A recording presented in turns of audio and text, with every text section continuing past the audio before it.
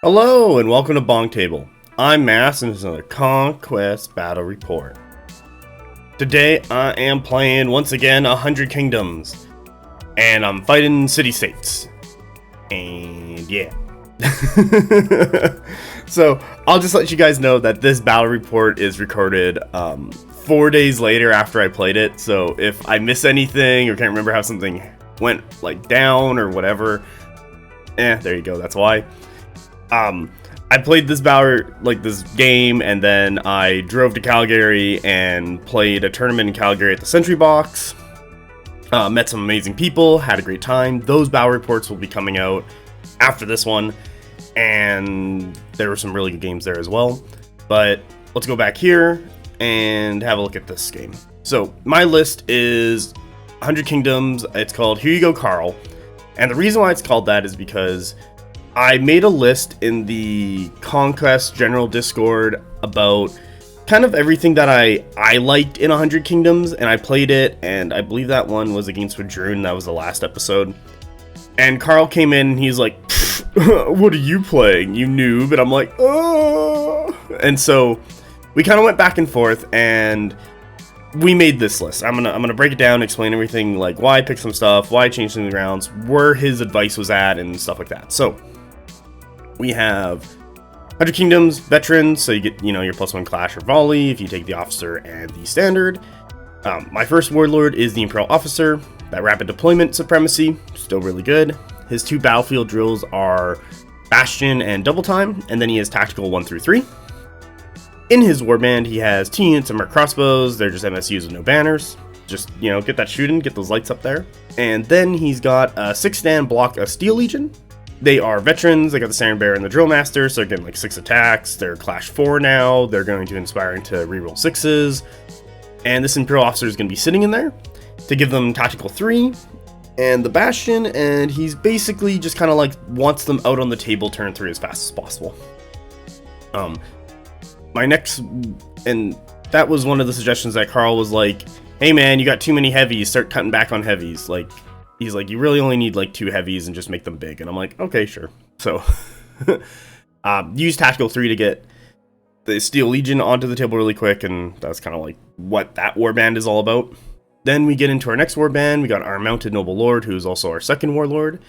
This guy has Speed of Horse, so it gives all +1 impact and reroll 6s on impact attacks for all the Household Knight regiments. He's got Oliphane's Roar, what gives +1 Clash when you charge and Terrifying 1. He's a Weapon Master, and he's got Tip of the Lance. So everyone in the regiment he's in, when they charge, their Clash action will be Cleave +1, so he's going to go to Cleave 2. All the Household Knights he's with are going to be going to Cleave 1. I got an MSU of Mountain Squires who are veterans up to be +1 Clash with the Court Palatine, so they're Clash 3, going to 4 because they're always inspired now. Pretty good running around, harassing people, taking objectives. I really like them for that. And then I got 5 stands of Household Knights who are veterans of +1 Clash, Siren Bear, Returning Champion, and the Mounted Noble Lord is going to be sitting with them, so that's my big buff bus, so they're going to be hitting hard, doing a ton of damage, and doing a ton of work for me. Then my last warband. This list is also prepped for Adepticon, and we know that Sealed Temple are coming out in January, so that's a month away.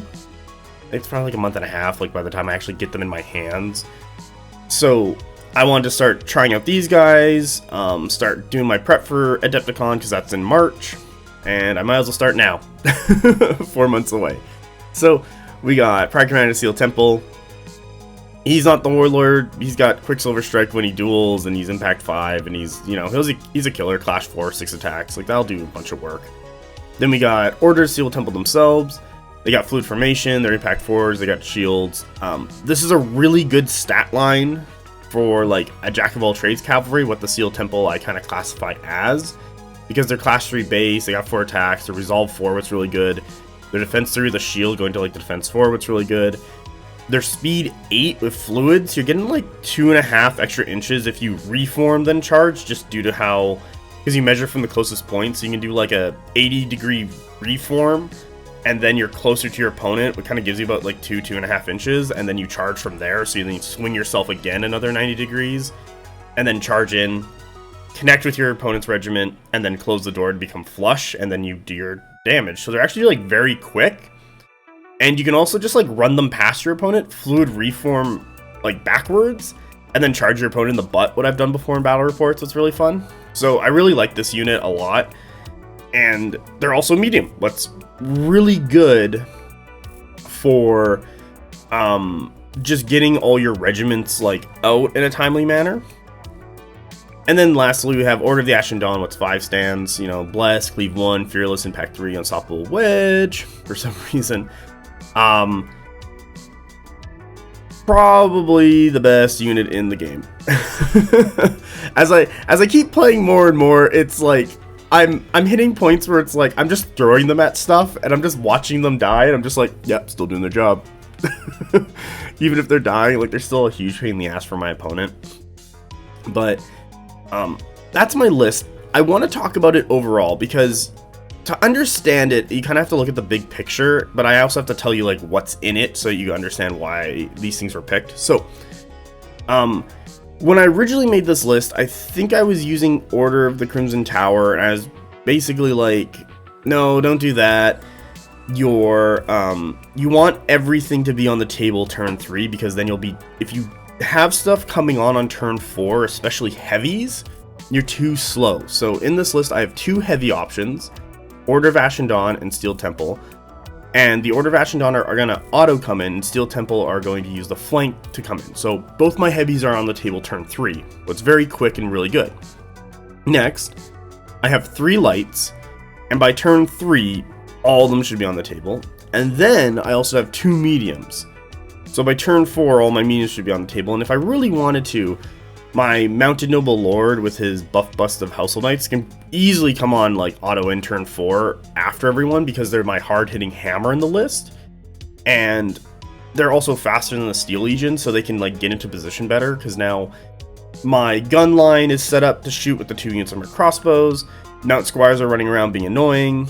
Steel Temple are getting in there to start being annoying. Ashen Dawn are setting a line of engagement, and then Household Knights and Steel Legion come on and start hitting either side of the field and start like doing that damage to get work done. That's kind of the general idea of the list. I have played it, obviously, because I'm doing this battle report. God. And things I gotta say about it is, I really do like having the entire list on by turn 3. Yeah, you know, the mediums come on turn 4, but like I rolled my dice and got them all on turn 3. But even if one of them was off and had to come auto in on turn 4, that's okay. Like it's still, you still have all your stuff on turn 3. Or not all your stuff. You have them all but one regiment on turn 3 if all your dice go south. And it's still really good for that. So it's like, it has that built-in redundancy to make sure that all your stuff gets on the table in a timely manner, as best as you can. Merc crossbows and merc crossbows, like really can't comment more on how just good these guys are for their point cost. Mount Squires are fantastic just running around. Yeah, like that's the idea. Like this list wants to come on as quickly as possible, set the line of engagement, start scoring points, start hitting my opponent. And yeah, that's really it.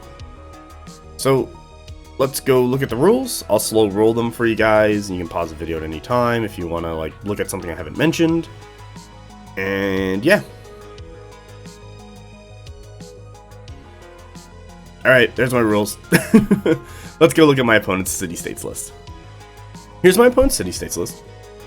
He called it New Ground. So this opponent is usually my local Spires player, but his brother plays Dweg in city-states, and he was like, I've not been feeling Spires lately, or he's like, I want to try something new, and so he grabbed his brother's city-state stuff and brought a bunch of that stuff here to play today. So he is playing an Aristarch. I want to call them the Aristocrat all the time. He's got his battlefield orders. He's also the warlord for the infantry tactics for that +1 movement when you pull them out of the strategic stack, so his stuff can go faster. And I believe the other part about it is he gets like clean reforms, or no, clean withdrawals, so he can just like back out of stuff and only take a d6 of damage. He has the Blade of Elkidus, which gives flawless strikes and +1 clash, so he's going up to clash 4. He has 6 attacks, that's actually really good. And I believe his 6 attacks is like from Architects 1 through 3. I can go look at those. I didn't read them.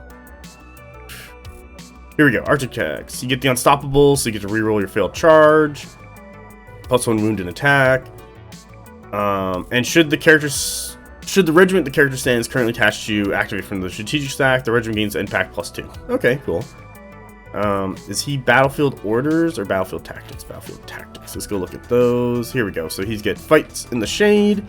So enemy regiments who shoot at him get to reroll successful hits of 1 till end of round. And Come and Get It. They get Unyielding till end of round, and Yielding is... The opponent cannot claim an objective that is contested by a stand with this special rule. That is very good. It's him, right? Battlefield Tactics. I just want to make sure. Battlefield Tactics, yeah. And then the polo marks have Battlefield Orders, where they get Bravery and Untouchable, and Untouchable is reroll 6s. And Bravery is ignore Fearsome and Terrifying, and after resolving draw events before performing the first action, and you remove the broken status. That's really nice. These are pretty good. Just slap your Aristarch in a regiment in a zone and just say, hey, you can't claim it. And then also fighting the shade so you can get there. Really good. He is in a regiment of Thorikites or Thorites with Minotaur Thyrian Auxiliary. This is duplicated twice, so there's 2 of them. They're the lights, so they're just running up the table with their Cleave 3 buddy. They're basically designed to try and kill an objective really quick and then just get into your opponent and start killing stuff with the Minotaur Thyrian. They're pretty quick with Fluid Formation, so you can start doing those weird wheels and reforms to get to places and get those charges in, so you don't need, well, they don't get banners, so sucks to do them. But that Fluid Reform really helps with their speed. Defense 2 with a shield, pretty good for a light, 4 attacks, clash 2, so they can inspire to 3, Minotaur Thyrian's inspiring to 4, so yeah, this does work. It's pretty quick. Then you got a unit of Ogma. This is where the Aristarch is going to be sitting in with the Cleave 1 Fluid Formation shield guys. They have 5 attacks at clash 3, so it's actually really good as well. They're a pretty good medium at that stat line for killing stuff. Defense 2 with a shield is pretty decent. With the Aristarch, he puts them to resolve 4, and then due to size of the unit, they'll be like resolve 5 until they lose a stand, so it's not bad. Oh, there's 4 of them, so there are 5 stands. Until they lose 2 stands. Next warband, we got a Polomark. This guy has nothing on him, and then we just got in his warband MSU of Phalanges, and MSU is Hoplites with Lockagos, and a unit of Minotaur Thyrians, 3 stands. And the next one is a Polomark Hoplites with a Logos, another unit of Hoplites with a Logos, and 4 stands of Minotaur Thyrians. So I was talking to my opponent, like, what his list was trying to do, and he was kind of like, I just want to spam MSU Hoplites with the Logos officer, so that when his Warlord activates their Battlefield Tactics, everyone else gets it, so he wants to give, like, Fighting the Shade to everybody and the Unyielding rule to everybody. So I was like, okay, you know, that's a good idea. I like it. And he wants to have enough MSUs in the way that his Minotaur Thyrians can, like, successfully deliver into me. Because it's like, I gotta kill the MSUs to get to the Minotaur Thyrians. And during that time, the Minotaurs can just be like, they'll just wait.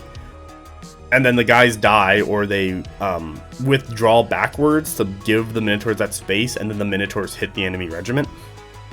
And so that's his plan there. What else do I have to say about it? I don't know if I'd really change anything up, like, to say, because a lot of it is just, like, spamming MSUs, so, you gotta watch out for your durability, because getting charged in the side is kind of, like, the killer for city-states. Because you're an MSU and you just kind of want to deliver your Minotaur Thyrians to stuff, it's not the end of the world if they die. A lot of this, he has nothing that really, like, sits there and, like, anvils very well, because he doesn't have, like, a big Hoplite block of, like, 6 or 8 of them. Just kind of, like, using bodies as a way to stay alive. So looking at this, if I just hit things, they should just die if I hit them hard enough, kind of thing. And they should just be like, kill two stands in the clash, resolve kills the last stand, kind of thing. Like, it goes pretty quick. Yeah. That's kind of all I have to say about it. I don't mind it. I like the idea and theory behind it, of what he explained to me, of like his Byron delivery system, and then also jamming up objectives with all the hoplites who get the battlefield order. So I do like that. And yeah, I'm just gonna slow roll the rules though, and then we'll get into like the scenario in the table. So pause the video at any time. If you see anything you like and want to read more about, there you go. Alright, let's get on to the game. Here's the scenario. We are playing Forlorn Hope. Big thing to know about this scenario is that you can't reinforce from the middle 2 feet on the table. So just watch out for that. We got 2 9-inch zones, 2 6-inch zones, and then 2 neutral objectives, kind of just sitting about 18 inches up the table. For points, players gain 3 VPs for every objective marker they've destroyed during the round. They gain 2 VPs for each objective zone they are seizing. They gain an additional 3 if they're seizing 3 or more. And they gain 2 VPs for killing every enemy character stand.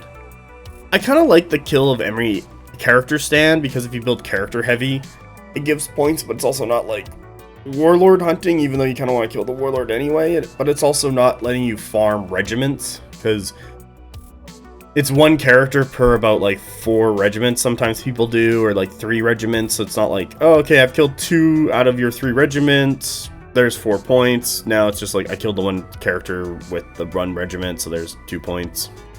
I don't mind it, and also you can kind of keep it a little bit more safe if you don't want to give your opponent those points. But usually you got to get those characters in there because they're attached to an important regiment. The changes to the scenario, I do like that it's more, use orange, like it's more along this 18-inch line right here, like where all the fighting is happening. It's not back where it used to be. I'll use this black color. Like, it used to be on the 1-foot table edge. It was just too far back to get to. I still like the decrease in size from 12-inch zones to 9-inch zones. So it really lets people, like, if you're sitting on the edge of the zones and both of you guys have 1 stand contesting, you just need a 4 to get to your opponent on a charge, if you're a speed 5 infantry guy. And if you have a banner, it's a 4 with a reroll, so it's a 75% chance you'll get in. What's actually, like, pretty good odds. I, however, hate it because I roll like crap, but it's still there, and I do enjoy that it's available for people and doesn't make it like, okay, we're 12 inches away from each other, like, I guess I have to march charge you, and then you're just waiting, so you're just gonna inspire clash me back, like, yay. What else I gotta say about this? Changes with terrain. You got plenty of space to put terrain. You can also put terrain in between this stuff, because you for terrain that's not a garrison or an obstruction, you can put it in the zones now, but not covering the middle. So you can actually like start putting that terrain into the zones to make it more relevant. Yeah, overall, new Forlorn Hope, I don't mind it. It's pretty good. I like the scoring on it. It's not just like kill points. There's a little bit of kill points for the characters, but you have a little bit more control because you can just keep those characters back. But it's really all about controlling those 4 zones. Alright, let's go to table. Here's the table. And whoever took this photo kind of slipped up a little bit because it's sideways. So things we got here. We got, I believe these are size 2 obstructions over here. These are size 3. These little things right here that I'm just circling now. Maybe I'll use a different color. Oh, I will use black. I'll use black. Here we go. These guys, they're just there for like show. That like they don't mean anything. You don't have to like work your way around it. You can just push through them. We got the size 2 +1 defense garrison in the middle here, and then we got some obscuring terrain right over there. So you can see through it, but you're half shots and firing through it. I actually kind of like this table a bit because it limits shots going between the 2 major things that are the zones here.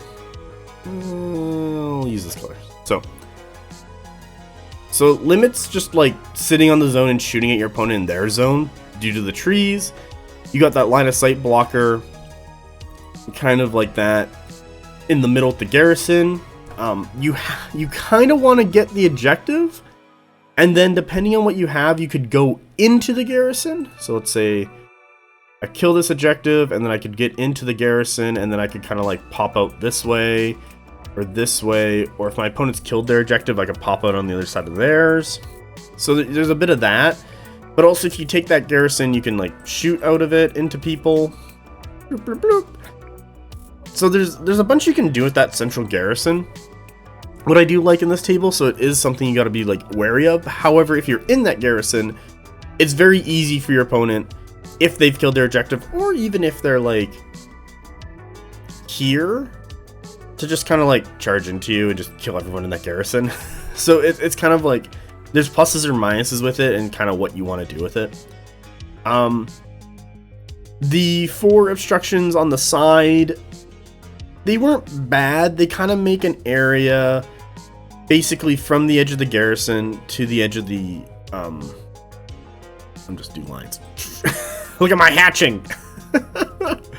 They make an area basically like that, where you're gonna be putting your most kind of like your, not, I don't want to say like your premium units, but the units that need to get work done like quickly and effectively are going to be going to that position, while stuff where you're like, ooh, you can kind of take your time, you're going to be going on the other side and have to come back in, like so.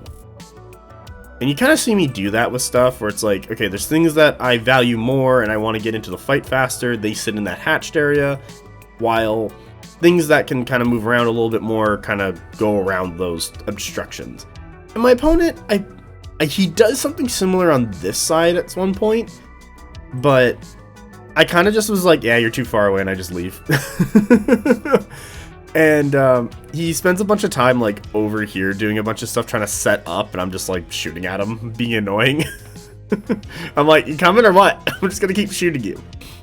And that's really the table. I like the setup. It was pretty good, and yeah, let's go to turn 1. Here's turn 1. As you can see, I got both units of marked crossbows and my mounted squires onto the table, and my opponent got both his units of, oh, what the hell are these things called? Don't make me go back. Thorakites. There we go. Done it. I might leave this in. So, the 2 units of Thorakites come onto the table. I, with my Vanguard, just run up the table. I put my mounted squires a little bit back. They don't, like, I could run right up to the objective if I really want to. Like, I'm gonna central charge this thing anyway. It doesn't matter. But I basically have all the rest of my crossbows go, and they're just, like, in range of 9 inches to shoot the objective next turn, so that I could just kill it in 1 turn. My opponent is doing something similar with his Minotaur Thyrian and his Thorakites, and he's already looking to have this Minotaur Thyrian and Thorakites unit just kind of like start getting into that zone. And I guess he's like gonna start, he's gonna go into that zone, he's gonna start trying to put pressure on me, and yeah. So in round 1, not a whole lot, just starting to get into that position. I'm already eyeing that middle objective. I have enough things where I can just kill it next turn and then go on my way.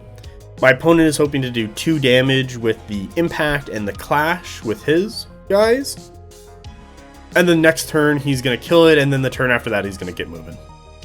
So that's really turn 1. Let's go look at turn 2. Here's turn 2. As you can see, I got my unit of Household Knights and my Sealed Temple onto the table. So Sealed Temples are represented by the 2 Mounted Squires and the Crimson Tower guy, and there's my Sealed Temple Prior Commander. My opponent autoed in his phalanges back here, and then he didn't get a single 2 down for all the other mediums. So he's only got 3 stands. First thing I do, I have my like Merc crossbows shoot into the objectives, and then my Mounted Squires charge the objective, and I kill it for my 3 points, so it's dead. Then I draw some characters, and then my opponent goes. He charges in. I do remember this from the game. He charges in with this Thorakites unit. He rolls his impacts, gets 1 success, It's not brutal or anything, and I roll the 3, and he does no damage. And then he hits it with the Minotaur Thyrian, who does cleave 3 and just like does a point of damage. So I'm not super worried about this unit back here, because he's going to spend another 2 turns trying to kill the damn thing. What gives me time to actually like set up this Merc Crossbow unit over here to like move up and then just like shoot into them. Ooh, that's some terrible lines. Here, we'll just do this better. There we go. So that's my plan there, because he's getting tied up, and I'm just going to shoot into him, because why not? It's free money. He does, however, start running up this other unit of Thorakites up the table. I counter deploy with both my Sealed Temple and Household Knights, because I'm looking to kind of, like, how do we say here? The Sealed Temple, they just ran up the table, and then they fluid reformed, so that's why they're on that side there, because I'm looking to get a side charge into these Thorakites when they move up more. So, like, my plan is, hey, come up over here, hit these Merc Crossbows, Sealed Temple will come in and hit you in the side, and if you're still not dead, Household Knights are just going to hit you from the front, because I'm going to let this one stand. Where are you? There's red. I'm just going to let this one stand die. And yeah. Oh, sorry. I have to mention something that I didn't mention during the table, because I've just remembered this, because remember, this was recorded. This was played about 4 days ago, and then I had to play 3 other games over the weekend. This forest and this one, they're both hindering terrain on top of obscuring terrain. So I gotta watch myself when I do impacts through it, and my opponent has to watch themselves when they're doing impacts through it too. So I just want to bring that up, because I'm like, oh yeah, no, that I have to, remember how to play the game, or what was going on in the game. So my apologies, because I forgot. But really, that's my strategy right now. And here, well, let's go look at turn 3, and we'll see how this all turned out. Here's turn 3, and everything comes on the table. So, like I mentioned in the list building, flank with the Imperial Officer happens, and they're auto on the table. Ashen Dawn, auto onto the table. They're deployed last, but they just run up the table, as you can see, kind of supporting that other side. My opponent, what does he do? Oh, he gets his Minotaur Thyrians onto the table. He doesn't have any Thyrians, so he just uses Hephaestus. It's fine. And then he gets his Aristarch with his Ogma. They just run up the table. So things that kind of happen. Merc Crossbows go. Merc Crossbows on the left here. Kind of just like shoot into these Minotaur. They're not Minotaurs. They're Thyrians. I'm like, I see a big cow man. Obviously, no, they're not. So they just shoot into him. These Merc Crossbows, I believe they also shoot into them. And it was like, do some points of damage, start whittling down that unit. They're still fighting that objective, as you can see, so good on me. I then move the Mounted Squires. They just do like a reform, and then they just march up. Because my opponent is running his phalanges just kind of like up the table. I need to start scoring, because my opponent now has controlled the zone and is scoring that. His Minotaur Thyrians are running up the table here. And they're going to get into that zone, but it's like, as you can see on the right side, what happened here was his Thorakites did a march charge into the Merc Crossbows. Then my Sealed Temple activated on the side here, hit them in the side, killed them with impacts because they just ignored the shield, and then I just rolled really well, and my opponent rolled really bad, and it like Clash and Resolve just kicked in and just wiped out the entire unit. And then I just reformed them like so.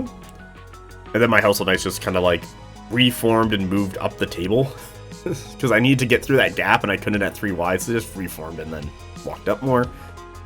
So now I got Sealed Temple in the way of Household Knights. I still have to watch out for this forest right here. But if I can kind of keep this the Household Knights more to the right, I'll be able to avoid it and have less than half of my stands going through it, so I'll still get all my impact attacks inspired and everything. The Sealed Temple are kind of messed up, though, because they already have 2 stands in it after the reform, and I was like, yeah, whatever, I don't care. Your job now is to get in the way. But I am scoring that zone, so we got 2 for me and 2 for my opponent, so we're tied up right now. My opponent runs his Ogma up the table. Did I think he once again, he autoed in the Minotaur Thyrans, and then he rolled one success for his mediums and only got the Ogmas. And it was kind of like, maybe you should have autoed in more of the Hoplite guys who are supposed to be in the way, because the Minotaur Thyrans are supposed to be behind the Hoplites, and currently they're in front of the Hoplites. So I'm kind of looking to kill off this Minotaur Thyrian unit really quick. Merc crossbows can keep shooting these guys right here. I got Ash and Dawn, who are going to be coming up the table. They're really there just to like lock down. I'll use yellow. Lock down these two zones. Just kind of kill everything in the way. Mounted Squires are basically going to be going into those phalanges. They have one impact each, so I don't really give a shit. And also I'm going through terrain that gets rid of impact, so I double don't give a shit. And the phalanges are going to take away my Inspire because I charged them. But because I'm always inspired, I, once again, don't give a shit. Lastly, why are my Steel Legion over here? I had really no other good place to put them is why. And I was kind of like, okay, you're going to go there, and then maybe you'll like swing in this way so that you can like do some side damage once whatever hits the Ash and Dawn fighting over your zone happens, and then I can kind of hit you with the Steel Legion, and then, you know, Ash and Dawn and Steel Legion can lock down that side. Because right now on his right side, it's just Minotaur Thyrans versus like Crossbows, House of Knights, and Steel Legion. Or sorry, not Steel Legion, Steel Temple. So I'm kind of like really locking everything down and just like, yeah, I'm in a very control part of the game. One of his regiments is dead, and I'm just kind of working my way through. So let's go to turn 4. Here's turn 4, and I believe this is the rest of my opponent's list. So he autos in his one heavy, and then all his mediums come onto the table. So I'm like, okay, he's going to start doing stuff. So first things first, I have my Mounted Squires, who were here, if you recall, charge into the phalanges, and I don't care about my 3 impact attacks, and ooh, what the heck is it? I don't care about the turning off of Inspired because I'm always inspired, and always inspired beats never inspired. So I come in, clash 4, do a bunch of damage, my opponent just eats it, and then resolve kills, and kills the entire unit. So the Mounted Squires are sitting right here. My opponent then has his, what is it? Leave. Either they're all dead or they get to attack and then my Merc crossbows kill them or like something like that. But anyway, the Ogmas come in and, as you can see, got to right where they are currently and kill off the Mounted Squires. So I'm like, okay, Mounted Squires, you did your job. You killed phalanges. You set the line of engagement. And at some point, I just run my Ash and Dawn from behind them or crossbows to the edge of my zone, so that if he tries to charge me, I will, I won't really care because he's out of my zone, and I will still score it. And if I charge him, I will score his zone after I kill a bunch of his guys because he still has a bit of it lipped out right there. So good for me. Because of this development, and because he's moved a bunch of stuff to the right, we'll get to the right side of the table in a bit. I start moving my Steel Legion up and over, and I'm starting to like want the Steel Legion to get into my zone so that they can just sit there and hold it against, let's circle these guys in blue, these Hoplites and the Polomark. They're just running up the table because he's like, I'm going to put something in the way of the Steel Legion because they're going to come for me. And I'm like, nah, I'm just going to move over and start heading to my zone so I can score points. And then I'm just going to rotate them around, so I'm going to lock down that left side really well. My opponent on the right, seeing all my horses and stuff start coming for him, backs up his Minotaur Thyrans, deploys his other unit of Minotaur Thyrans, and then deploys both of his Hoplite units, one with a Polomark, up the table in front. So now he's finally setting up what he wants to do. Hoplite delivery system for the Minotaur Thyrans. So it would be a Minotaur Thyrian delivery system?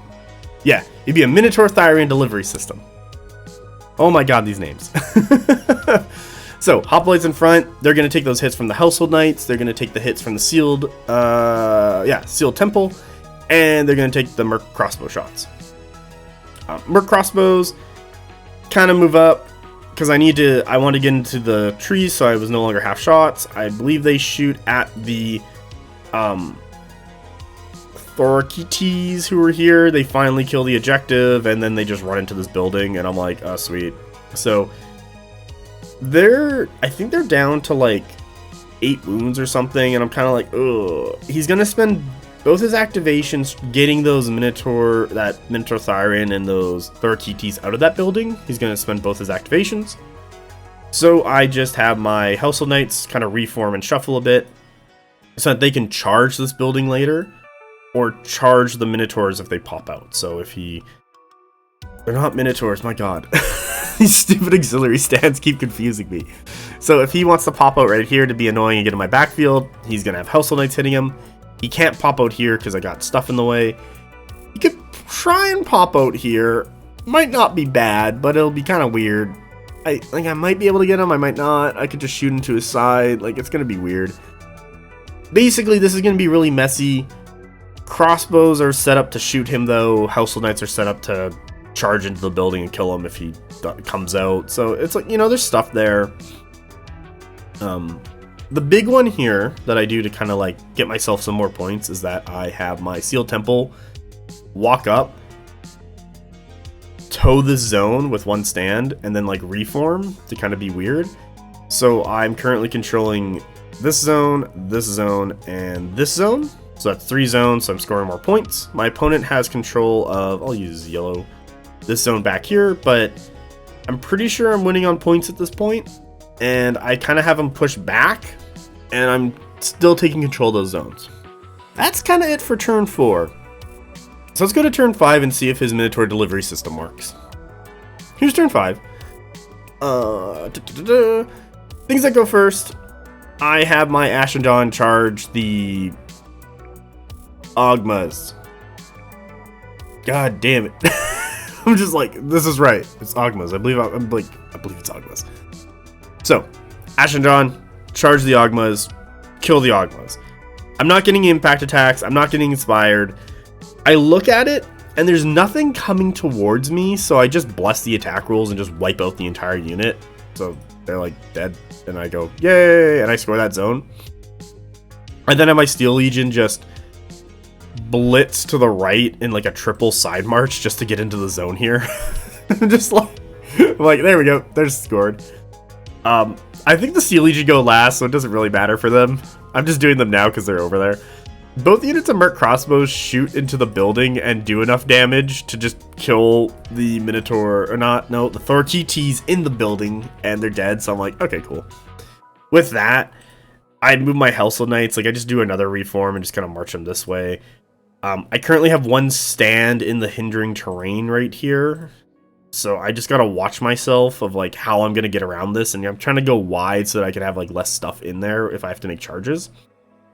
My opponent runs his 3 stands of Hoplites into the zone to contest and score it because I only had one stand in there. He then like moves and does a shuffle move, and he's kind of, his next problem is that he's blocking himself with this Hoplites due to the building and his other unit. So I'm kind of like, well, he can't get to me if I kill his, or if I just engage his other unit and just have 4 stands on it. And his Minotaur Tharians, I'm bigger than his Hoplites, so he can see me. So that's why I kind of just like move the Sealed Temple up here to score the zone with 4 stands to his 3. And also not give his Minotaur Tharians a spot to land. So if he goes here, he's going to touch his own Hoplites and he won't have a landing spot. So he kind of just like dawdles up the table a bit more, kind of like looking at stuff. And it's just like, okay, cool. And that's, I believe that's turn 5. So I am now scoring 4 zones to his 0. And I killed a character. I get that money. So let's go look at turn 6. Here's turn 6. Things that kind of start off, I believe, my Sealed Temple, charge into his Hoplites, do a bunch of damage. I kill them down to like 1 stand left. And so like I'm engaging his Hoplites, they're still in the way of the Minotaurs, and he can't just like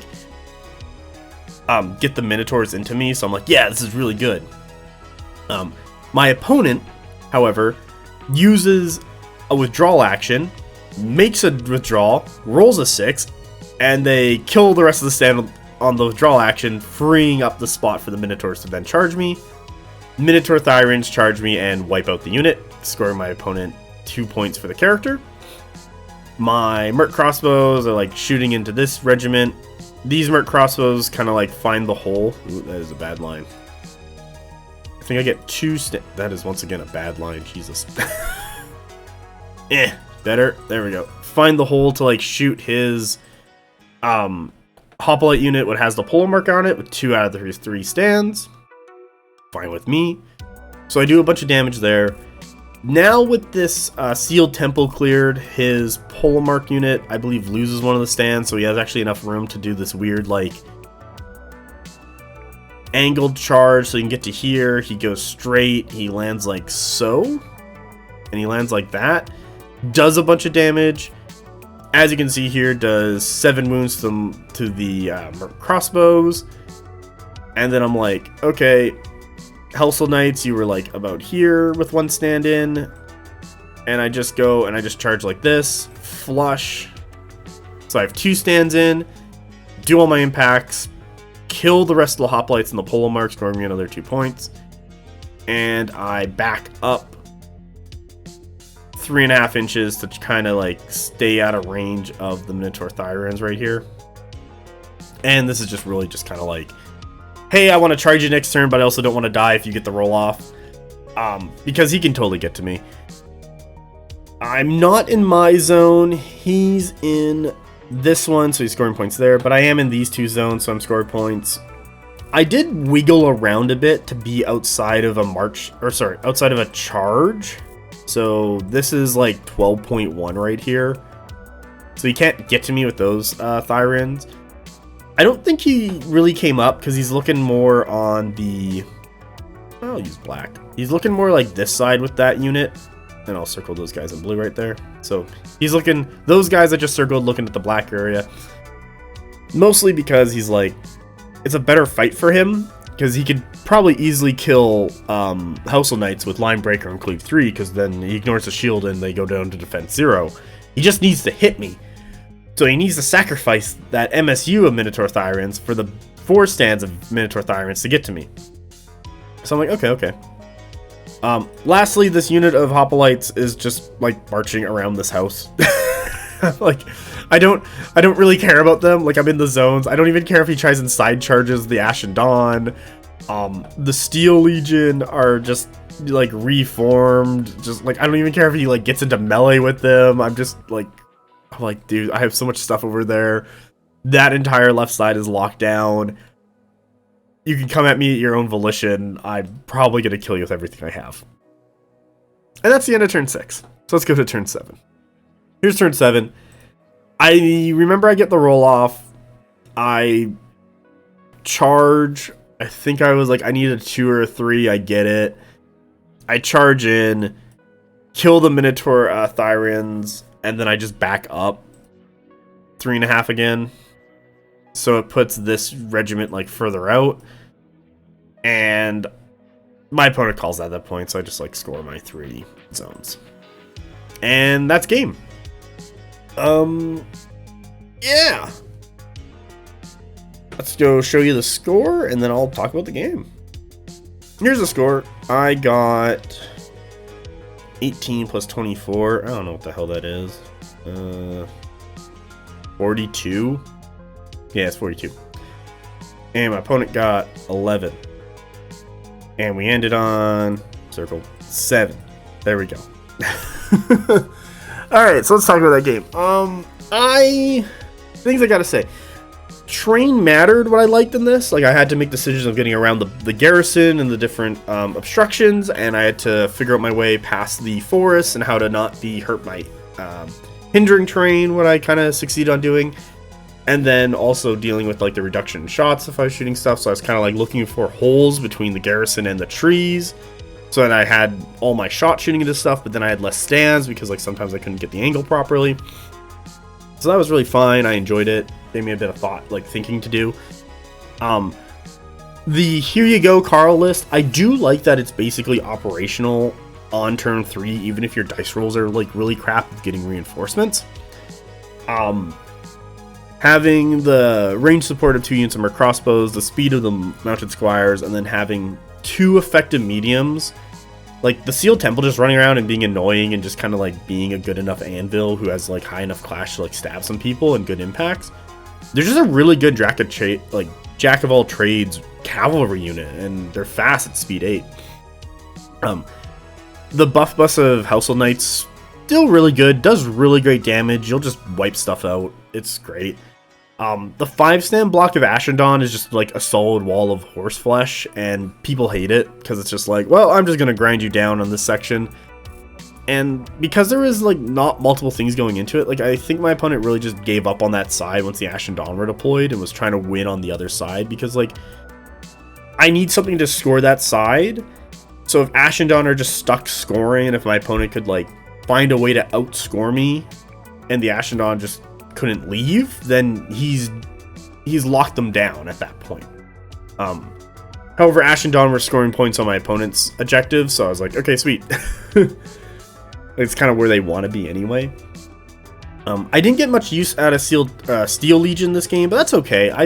Sometimes it's just like you don't need them, and other times you're like, oh, thank goodness I have like Steel Legion around to help out my bad mistakes of like if I mess something up and I can like deploy them over there.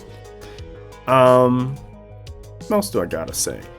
My opponent messed up his plan of having Hoplites out and then having Minotaur Thyrans. I was talking to him at the end of the game, and I was kind of like, okay, on turn 3 you brought your Minotaur Thyrans as your auto in. Why didn't you just bring in some Hoplites? Like, the Minotaur Thyrans die if anything gets to them, and he kind of like had to stall them back a turn and move away from the engagement. But he could have still been up the table with a unit of Hoplites, still scoring that zone or contesting or like getting in the way. Because when he moved back, I was like, okay, well my Sealed Templar is just going to rock forward, tag the zone and score it. But if he had a unit of Hoplites instead of a unit of Minotaur Thyrans on turn 3, he could have just sat there on the zone and been like, okay, I'm scoring it. I'd be like, okay, cool. And that also sets his line of engagement for when the Thyrans show up. Like, he had some poor dice rolls of getting his mediums onto the table, and that does happen. But there's also, like, when you get to pick that stuff, sometimes knowing the order of how things have to come onto the table, even though it's coming on late, still matters. Because you saw on turns like 4 and 5 him shuffling Minotaur Thyrans to get Hoplites in front, and then having Hoplites go forward, and then having Minotaur Thyrans go forward. And when the Minotaur Thyrans do hit, they do kill. But he needed the Hoplites in front to, like, set up and die for him, and, you know, he eventually did it, but by that point it was too late. Like, I had already control of the table and the game, and we were just playing it out by that point. Things I do have to give my opponent credit for is that he remembered his, I didn't really talk about it during the game, but he would be, like, using the strategic stack to get, like, the impact attacks from drawing from the strategic stack. Using the Logagoses to, like, divvy out, you have to kill this unit to score the zone. So it's like, okay, cool. But I was just killing the entire unit because there wasn't enough of them to hold on. Like, killing an MSU isn't that hard. There's only a couple things where I'm like, yeah, that's a hard MSU to kill. Ashendon are one of them. What is that? I would say killing a Thunder Rider MSU a little tough. Killing a Thunder Rider MSU is a little tough. You either got to put a bunch of stuff into it or like another big heavy thing into it. So there's a couple things in the game where it's like, I would say, what was it? Dweg, you got something. Hold things would be another good one. Like, it's actually kind of easy to kill an MSU. It gets a little tougher to kill an entire regiment when it starts getting like bigger. So Hoplites really like having more stands. Besides that, really good game. I had a great time with my opponent. And yeah, so I just want to say thanks for watching. Bonk Table has a podcast if you want to check that out. Bonk Table does lore readings on occasion. I probably won't be doing any this month, mostly because I have 4 battle reports I gotta like make an edit, and then I'm probably gonna be playing more games later, and I'm just gonna be like, there's so much content I gotta do. So, what else is Bonk Table have? Oh yeah, Bonk Table has a Discord. All those links, like for the podcast, I don't think the lore readings are on the YouTube channel, so you can just like hop on. You're like, I assume you're watching this on YouTube. I don't know where else it's been posted, but you hop on the YouTube channel, look at that.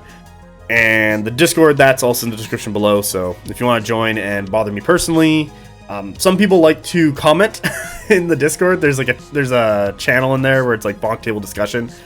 And one of the guys is like, I think he was talking about the magic, where he's like, hey, I agree with all these things. Hey, this is a bug. And he's like explaining it more. And I'm like, after we released the magic episode for the podcast, and I was like, man, I recorded that 2 weeks ago. Now I got to go back and re-listen to it so I have an idea what he's talking about.